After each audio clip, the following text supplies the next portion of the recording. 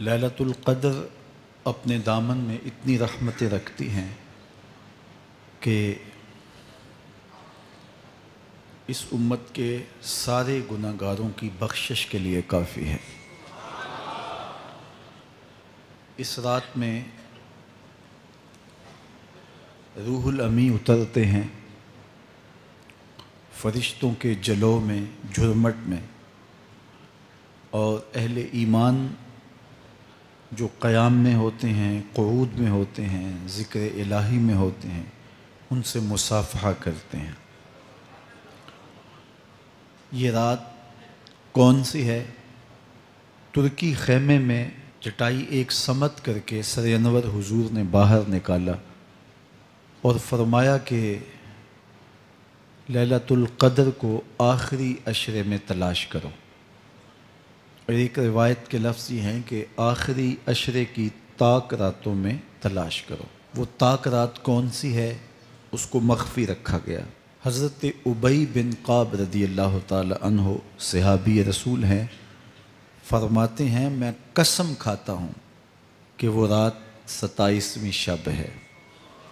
حضرت بایزید بسطامی علیہ رحمہ فرماتے ہیں مجھے زندگی میں یہ رات 2 بار ملی ہے اور دونوں بار 27ویں شب ہی تھی۔ تو ہم اللہ کی بارگاہ میں امید کا دامن پھیلائے ہیں کہ یہی شب ہو اور اس کے دامن سے پھوٹتی ضیائیں ہمارے اندر کے اندھیروں کو ختم کرنے کا ذریعہ بنے۔ یہ راتیں آتی ہیں اور چلی جاتی ہیں، اور ایک وقت آئے گا کہ یہ راتیں آئیں گی اور ہم نہیں ہوں گے۔ کتنے لوگ ایسے ہیں جو پچھلے سال تھے لیکن آج نہیں ہیں، ان سے گزشتہ سالوں میں تھے آج نہیں ہیں۔ تو یہ جو میسر راتیں ہیں ان کے دامن سے پھوٹتی ضیائیں ہمیں اپنے اندر سمو لینی چاہیے کہ ہم دنیا پہ نہ بھی ہوں گے تو یہاں سے جو ہم نے نور لیا ہوگا وہ قبر میں بھی چراغاں کرے۔ باطن کی روشنی، اندر کے اجالے اور روح کا چراغاں اس رات کے دامن سے لیا جا سکتا ہے۔ حضور علیہ السلام رمضان المبارک کے آخری عشرے میں کثرت کے ساتھ عبادت کرتے تھے۔ حضرت سیدہ عائشہ رضی اللہ تعالی عنہا فرماتی ہیں کہ حضور کمر بستہ ہو جاتے اور اپنا تہ بند کس کے باندھ لیتے، خود بھی جاگتے اور اہل خانہ کو بھی بیدار رکھتے۔ یہ ایک رات 1000 مہینے کی عبادتوں سے افضل، بہتر اور بھاری ہے۔